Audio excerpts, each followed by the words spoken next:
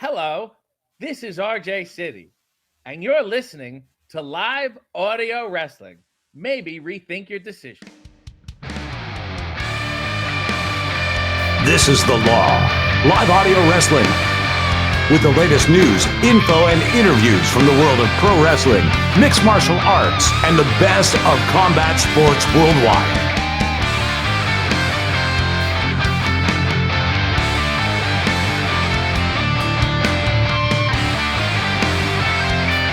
Now, here are your hosts, Chris Tidwell and Bradie Whetham.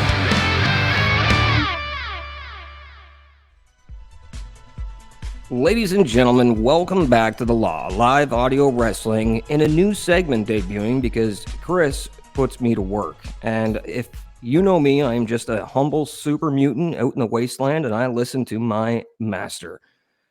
Guys, what we're doing in this little segment this week is we're doing an introduction. We're calling it Take It Home. I wanted to call it Giving the Iggy, but Tid thought that was too much of an insider term. And then I was like, all right, well, let me goozle people. I'm like, why are you allowed to beat up people and I'm not? You have a Tid's kick in the head and I got to take it home? What the fuck, Tid? All right. Anyway, my guest this week is a indie wrestler, former, maybe still current. I don't know if he's retired. No one knows. I don't think he even knows. I met him when he first started in the industry, and he was a young kid walking in with a crazy spirit. And it's nuts to say that years and years and years and years and too many years later, that spirit is still continuing to uplift itself into clouds past cloud 9. I think he's on cloud 13, maybe 14. Anyway, enough of the long-winded introduction. Please welcome Holden Albright. Or do we call you by your real shoot name? What do you want? How do you pronounce my first name? Brendon. That's how you know it's pro wrestling, because it's actually Brendan. And if I'm annoyed on the day and you call me Brandon, that is definitely not the way that it's pronounced. But you can call me whatever you want, Bradie. I was a little weirded out when you said pro wrestler, and I was like, I don't know if I can. And then you explained my retirement perfectly. Like, that is everything. I don't know, literally. I wrestled a lot in 10 years. That's a fact. Now, let's say people haven't pressed pause and they didn't go to the Google machine and they've never heard of Holden Albright before. Let's give them a quick nutshell introduction to what you did while you were on the independent wrestling scene and what you're currently doing now. Let's just spit that out. Come on, let's do it. My name is Holden Albright. I started wrestling publicly September 2015, but started training February 2014. And in those 10 years, I was luckily enough given a lot of opportunities to get the ever-living hell kicked out of me by a lot of professionals that are on TV and not on TV that deserve to be on TV. And I've learned a lot. And luckily, I'm taking a break from wrestling. I joke and say if my life goes well, I will never return to wrestling. But I left at this point not hating professional wrestling. I'm still a fan of my friends. I saw 2 shows this weekend that were awesome. So right now I'm just like finding myself. I'm 4 months into my retirement that I've never actually publicly said. I just stopped accepting bookings, and I'm breathing. I'm looking around. I'm 31 now, and I'm like, okay, well, what do I want to do? Okay, so do the math for me. This is 2024. So 10 years ago, and you were a young gentleman, 20 years old, 21 years old, getting into an industry. What did you expect when you got into it? Did you just want to become a wrestler to wrestle on the weekends and be a weekend warrior, as they say? Or were you looking to get a job in the biggest promotion in the world? Or were you just happy to do 1 or 2 matches? Like, what was the thing? I totally believe in the aim for the moon, so even if you miss, you'll land in the stars, but I've never practiced that. I just wanted to wrestle a match. And the first time I ever trained was actually for a month at a place called Ringmasters when I was in like grade 7 in Brampton, Ontario. And there's a few people that I saw along the path that like we became friends 15 years later. Like, I used to listen to The Law. If you Googled Brendan Caulfield at one point, my real name, it was an email after something happened, and Jason Agnew or John Pollock replied to it, and it was posted on like their wrap-up forum thing at the end of the shows. And I just wanted to have a match. I didn't even want to be a wrestler.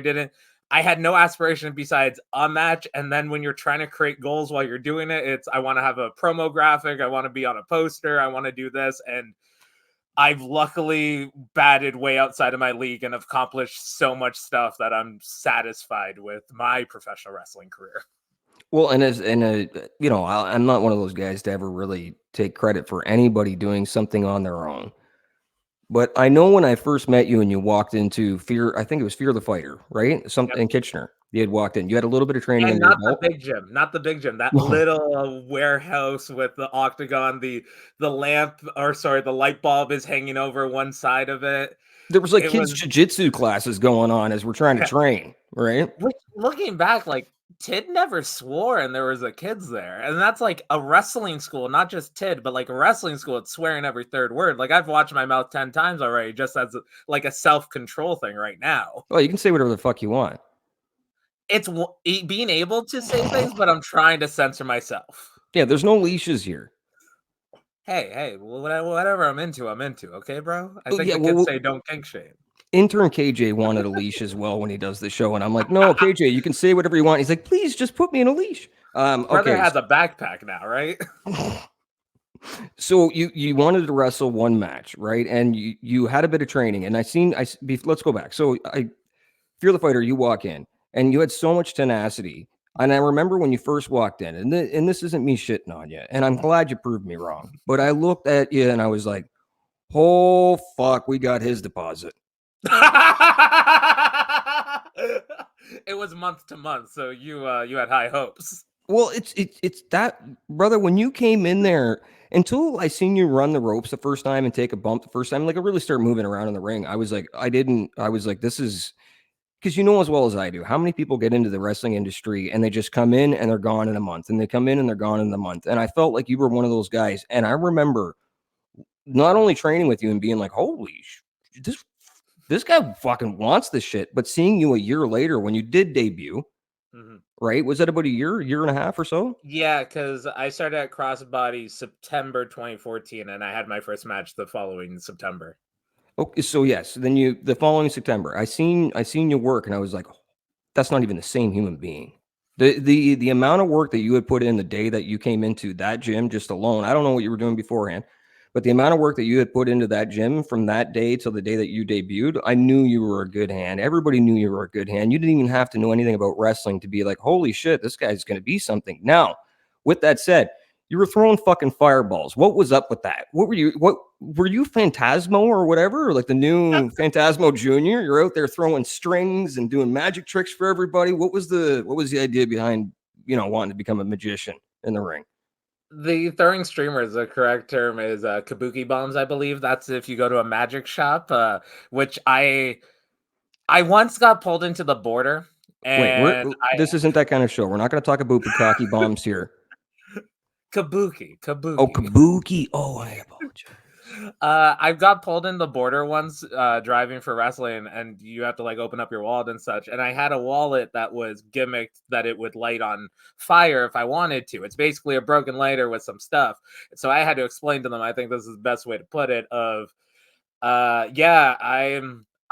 think I said like, yeah, I'm fat as fuck, because they're like, oh, you think you're gonna go to the WWE? I'm like, nah, look at me, I'm fat as fuck, I ain't getting signed.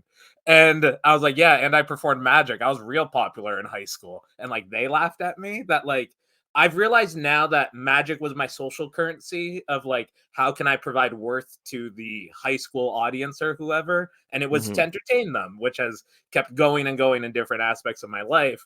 So when I started, I'm like, well, I know that there's flash paper. I'm pretty sure I can do this. And it's just like tossing it a few times, and every now and then it's in the back pocket.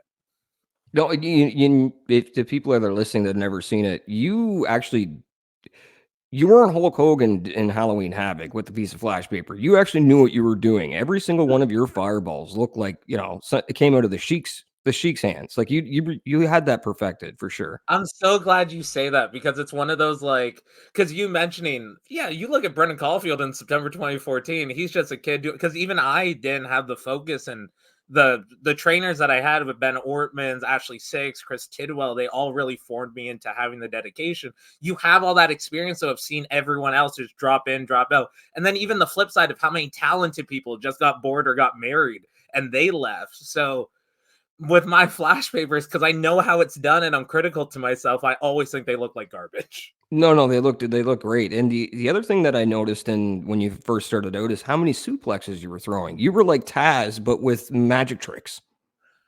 What's so funny about the suplexes is like I feel like it was all a work because I did like 3 actual suplexes, but because I was a thick dude in a singlet, everyone thought it wasn't until like after the pandemic that I started doing like the Benoit multiple German suplexes. But I had a fisherman suplex, a German suplex, and an exploder, and I only did them as like one thing. I didn't do bang, bang, bang because my finishing move, like a side slam, was one of my big moves. I don't even remember what my first finishing move was, but then it became a lariat and a back fist and a hip attack that like I could throw suplexes. But everyone else told me I was a suplex machine, and I'm like, you guys haven't seen me work. You've seen the photos I've posted. Didn't you used to do the perfect plex? Yeah, the Wasn't fisherman. that your finisher? When you I first started swapped it out? around a little bit. I'm forgetting because I switched to the Fisherman Buster like almost 6 months later. Yeah, There I was remember that. something Yeah. early on, but like I so the school I went to that I won't name, I I accidentally mentioned how me and this other kid who was kind of had an arrogant attitude, we didn't have good chemistry, so all of our training matches were bad. What that meant was I'm now only wrestling him in training matches and I'm losing all the matches. And then we're being put on pre-show matches and I'm losing. But what they didn't realize about me was I had no ego to check at that moment. So like I'm losing, and this is I wasn't being paid. The pre-shows are helping out, paying dues. But like I knew that win or lose a match, you kind of get paid your rate no matter what. But the other kid that they were like putting over me because they thought they had to check my ego. Oh, that boy got a big ego. It's like, oh, it didn't work out for you. Like me reflecting back now, going like, there's a lot of lessons people try to teach me that they ignored the person that actually needs to be taught that. And that happens though. And we go back to what we were saying earlier. It's a rotating door, especially gyms, right? Like you see seasoned vets come through and burn bridges or build bridges, depending on the relationships and the attitudes they have when they're in there. But I've seen really arrogant people that had no business being involved in the industry get humbled real quick, and now are on doing big things. So it's all about time and place, and how you adapt to some of these situations. Like when I came in, I was already humbled because I was a child actor, and then I got into wrestling. I didn't want anyone to know that. The guys kind of found out over the months, but then I didn't want anybody to know, and I was already humbled because I had my ass beat in my personal life so many times that by the time I got there, I'm like, I already knew what to expect. But so when wrestling, the arrogance came out of me, but a couple of years in, I was a total ego-driven asshole, and I take pride in never letting that ego go. I'm just one of those dudes. I'm socially aware, and I knew that I wasn't going to go much farther than trying to help out gentlemen like yourself or something. But if I could at least, give back to some of the shit that I had learned from guys like Chris and Ben and everybody else that I've been, blessed to be around throughout the years. But okay, enough about my dumbass. Let's Well, get I back need to to some put you serious ones. over specifically because there's a quote you told me that I tell everyone else now of like that is the secret of the person doesn't change unless they have those peers to look up to or those mentors to tell you, act right and tell you what you're doing wrong, not just talking behind your back. And it's one of those things that you told me of. It's okay to be young and dumb. You just can't be old and ignorant. That's the problem. Oh, look at you. I'm going to cut that out because you put me over. We don't do that here, man. We try and put you over. No, I appreciate that though. And I don't know. And I learned that from, like I said, guys like Chris and everybody else around me that I actually got to listen to, because there was times where, I remember going out west and trying to go into somebody else's gym and teach their kids how to bum. The fuck was I doing? And Mhm. somebody grabbed me and was like picked me up and brought me to their face. So, my feet are dangling type thing. And was like, you do not do this shit, not in this industry or this house or anywhere. I don't care where the fuck you go. And that you learn real quick if you're willing to learn. Right. A lot of people aren't willing to learn. Now, speaking of not willing to learn, there was a whole promotion that was filled with guys that refused to learn, that you started off in early. And I watched you start off there, and you ended up with a fucking police like restraining order from a fucking building. Let's talk about Death Proof real quick. Let's just talk about the rock pile in general. Rock pile wrestling is what I call it. Yeah, that's the best way to put it, because there's a lot that'll fall under that umbrella. Yeah. I will say I did not, just to clear the air, I did not receive paperwork, but I saw paperwork through photos of something else. So could have been fabricated, might not have been. It is what it is. What was even crazier is that, so a year after that, we snuck you in the building. And I remember in the video when you came in to do the angle and you took your mask off and you're beating someone, the actual bar owner was like, "Hey, what the fuck? He's not supposed to be here." And then but you know, that's the business. When you can work the owner of the bar as well, it's even better. So right? I don't want you to put you in a corner where you're going to talk shit or talk crap about anybody. But what I want to talk about with Death Proof and going through that company, if anybody doesn't know what Death Proof is, you can probably guess by the name. It's like an ultra violent kind of Canadian promotion that was around for years. If it is still around, it's being held together by rickety boards and old rusty nails. But in the late 2010s, it was doing a pretty good numbers and had a pretty good following, a very loyalist. You know what it's like with ultra violent shit. Everybody, when they find that little home, they're pretty loyal to the product. Now you came through there and did some dumb shit. Talk about some of the dumb shit you did. And dumb shit, I mean like bumps. Yeah. Like I didn't, like, my Death Proof time wasn't even that long. Because I was gone by February because there was some weirdness with the wrestling school that I didn't mention. Mm-hmm.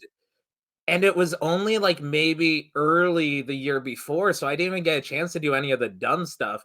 The thing that rocked the boat, though, that I got heat with the boys in the back and the veterans in there, this is the first time I fucked up and I got talked to. I didn't even get talked to. I got tweeted about, and then I became friends with them. But me and another wrestler who has he suffered through a mental breakdown a couple years ago, so he has his own issues to deal with. I was supposed to wrestle someone else. See, I was actually talking to someone yesterday about Death Proof. It is a hardcore promotion, and I believe in pro wrestling, like how to make something real without breaking someone's neck. And especially, like, I don't like Facebook posts from, it's normally younger wrestlers working an angle, but like it's your real name. It's not your gimmick Twitter account or whatever. So it looks all weird and such. And I believe, like, when the red light's on, this is taking place. Like, Holden Albright and Brendan Caulfield have different work hours. Brendan Caulfield becomes Holden Albright, but outside the red light being on, Holden Albright isn't doing anything. I broke down that Holden Albright's a pro wrestler, amateur criminal, because I haven't been caught. I also haven't committed crimes. But I cut a promo, and it was too real for the hardcore wrestlers and hurt some feelings, but my original opponent couldn't make it. Switched it to this other guy. We have the match. In the match, I bled for the first time. I tried to throw a fireball, except there was too much blood in the lighter for it to light.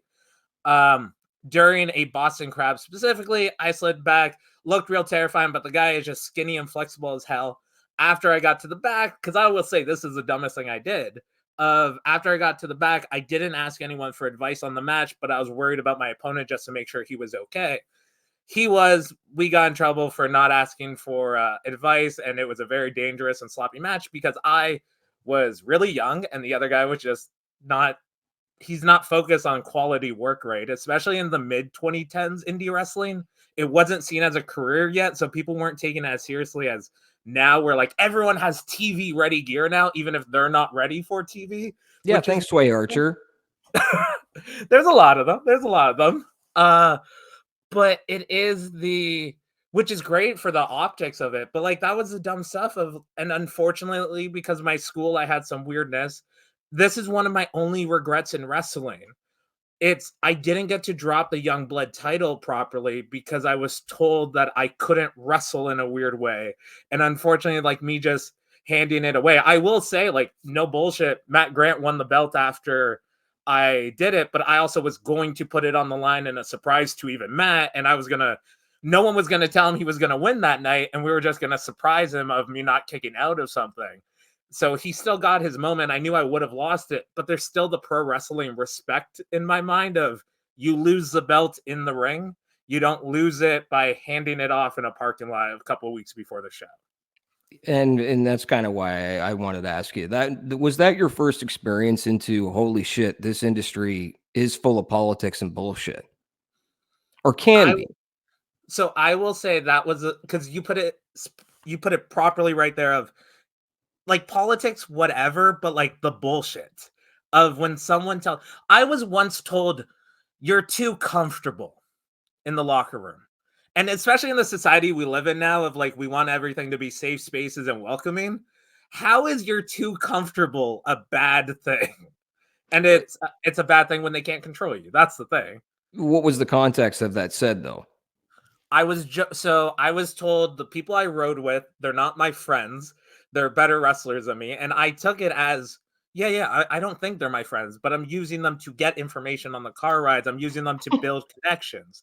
And then I was told afterwards of because I would be friends with these people and I'd make jokes, and especially when someone can't know the people that work themselves into a shoot, they can say whatever they want about anyone else, but you say one thing about them and their feelings are hurt.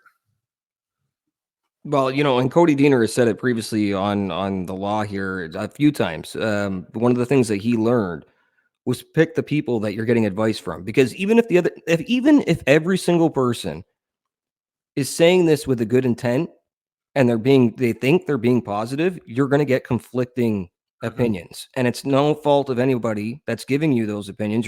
It's the fault of your own for asking too many people. When you can get good advice from a few people, just pick those people, trust them, trust what they've done in the industry, or trust what the way that they look at the industry. Hopefully it aligns somewhat with what you believe. Pick those people, run with them. It's as simple as that. Because if you go out through the locker room and you ask for advice, like, and as well as I do, if you ask every single person in there, young, old, green, vet, what did you think of my match? They're all going to tell you conflicting shit. Mm-hmm.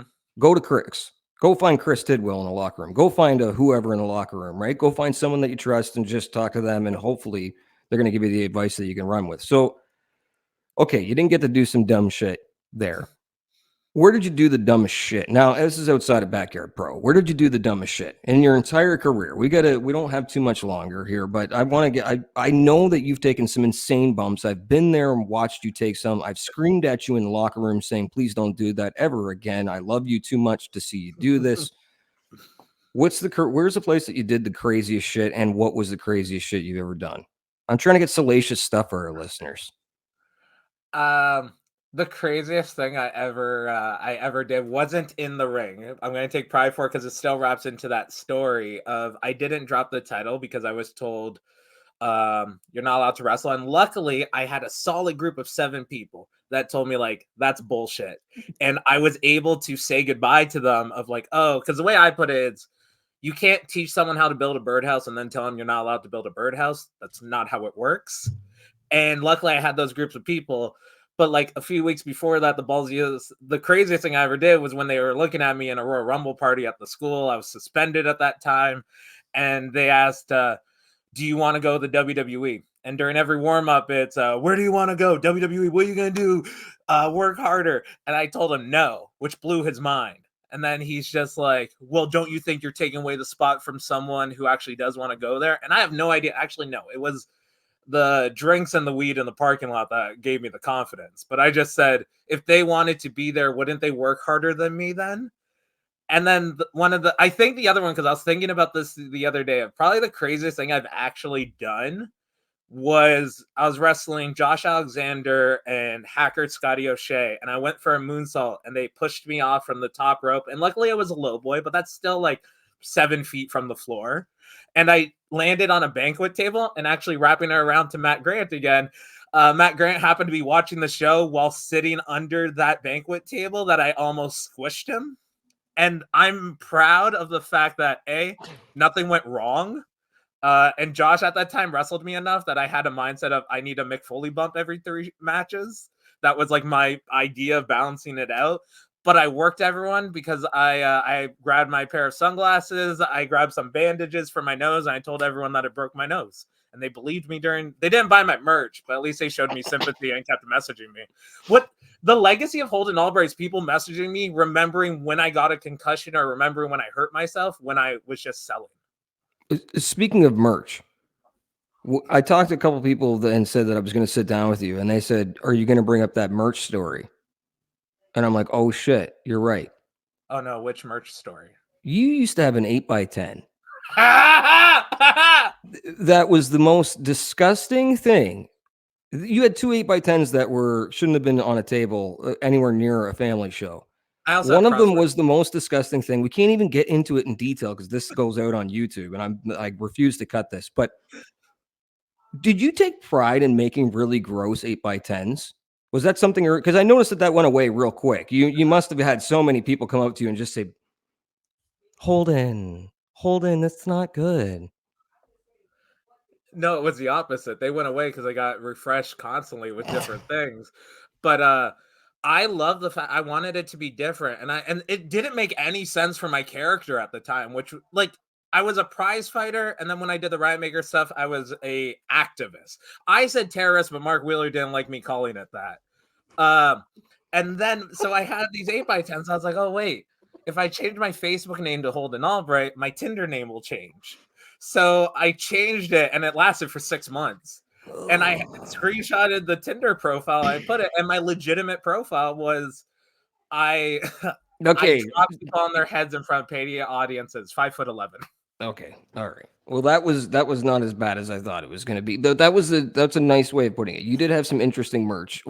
So that was closer to the beginning of your career. Now, later at the very end of your career, how big was your merch section at your tables? Did you take over like Cody Deaner, or were you just like, fucking, I'm Mike Atlantis, here's an 8x10 from 2003?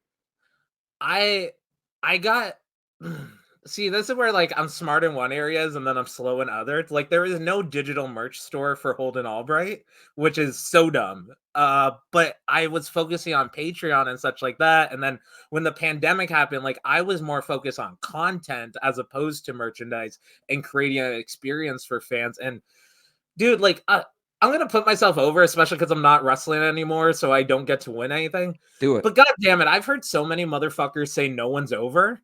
I had 5 people road trip to New Brunswick to watch me wrestle. And yeah, PD Skills was with me, Jimmy the Ref, Pierre was running the show. It was a good like crop. But also, I had fucking 7 people fly to Edmonton to watch me wrestle for Love Pro Wrestling. I don't just sell tickets, I sell motherfucking plane tickets. Well, why aren't you still selling plane tickets there, Bubs? What's going on? Tell me what are you doing now that you've taken 4 to 5 months off from wrestling? You're not, and it's not that I'm not hurt. You're not retired, and you're not hurt. You're not retired. You're not going through something. You're not soul searching. I don't care if you're playing that out or not. You're taking a minute. A lot of us have taken a minute. You're allowed to take a minute. You gave a lot in 10 years. You did a lot in 10 years, and you don't even have to put yourself over here. You should probably just shut the fuck up for a second so that nobody fucking takes this out of you know what I mean? Can clip this on you. But you did about a 25-year career in 10 years, right? You accomplished more than you ever thought you were going to. You got respect from your peers. You worked your ass off, and you got out of there without any serious injuries. You know, I got guys that have been in there that were 10 times the size of you that broke their neck in a week and a half type shit. If anybody wants to YouTube Holden Albright or Google Holden Albright, you will not be disappointed by some of the shit that this fucker has put himself through. You had a 25-year career in 10 years. I know you need a minute, but what are you doing now? In the past 4 months, this year, 2024, what have you been doing with yourself? So I will put it like crystal clear for anyone that's actually going through some stuff of what happened with me, because it took me a little while. 2-ish years ago, I found my dead dad. My dad dead. Those words are so hard to say. But it's not that my dad died. I found him dead. I tried CPR on his lifeless body. Luckily for me, a bunch of stuff I had to figure out for the next week and a half. I had a very enjoyable match with Ben Ortmans the Saturday following and the right before my dad's funeral. And it wasn't until, I've done podcasting on and off for like 12, 13 years now. And at the end of every wrestling year, I went back and looked at all my matches. About halfway through 2023, I realized I was just going through the motions and I couldn't really even remember February. And I'm like, this isn't good. I'm not having fun. Actually, when I was told I couldn't wrestle from my wrestling school, I was having a conversation with them of, I think I'm done wrestling, of I accomplished stuff. I won belts. This is cool. I did my stuff. Let me leave. And unfortunately, I was told by too many people I'm a lifer. And so what happened is at the end of the summer, I told myself at the end of this year, I'm taking a break. I didn't tell anyone else. And I waited, and one of the last matches fell into January. So I had that match in January, and I knew I was going to take at least a year off. And then when I'm just like going through things, I'm like, okay, well, maybe I'll return. Maybe I won't, but I'll still be involved with training because I believe in passing on knowledge and such like that. And I've got the ability to, I like that I thank you so much. I'm grateful for those words of putting that 25 years into 10 years perspective of like, that now makes sense to me of like, why I want to share so much knowledge is because of all these people passing it along to me. But it was the fact of my end goal and dream was never to be a professional wrestler, never to main event WrestleMania. And I'm sure any wrestler or whoever is hating me right now because if you're in this business, you want to be the champ kid. And it's like, no, I just wanted to have fun. But what I actually want to do, and I forgot it, and actually going back to the story of being told if you don't want to go to WWE, he asked me, well, what do you want to do? And I'm this scared 24-year-old kid, and I didn't want to admit it because it was scary to actually admit your dreams and aspirations. But then I remembered, like, when I thought about 40, I wanted my job to be a presenter. I wanted to be a host, an interviewer. I wanted to be what Mark Maron is, Oprah Winfrey, whoever you want to use. And it was, okay, I'm going to be enough of a person that I'm interesting, but I want to share that platform with someone else. And I love learning from people. And I had this thought on Saturday when I was heading up to Barrie for the show. I'm like, oh, I'm 4 months into the retirement. I haven't really like accomplished anything. And I'm like, wait a minute. No, because I also do stand-up comedy. This is the first time in my life, I want to say, is I'm going with intent instead of just going with the flow and hoping I don't drown. Where it's like, now it's like, no, I don't need to swim in the water. I can get a goddamn boat. You're right. You can get a boat, and it's music to my ears to hear, man. And it's just seeing that you look a lot healthier, and you probably look the healthiest I've ever known you. And I've seen you in crazy ring shape. I've seen you in go hour Ironman mode. You got an aura to you right now that I've never actually seen before. So I'm glad that whatever you're doing right now, you're happy doing it. I can't wait to see what the next step, and the next project that you do, because you took the words out of my mouth. I was actually going to say, and now you do comedy, but so you're always doing something. You had a podcast forever. The GTA Wire, was it? No, it was The Wire, right? One.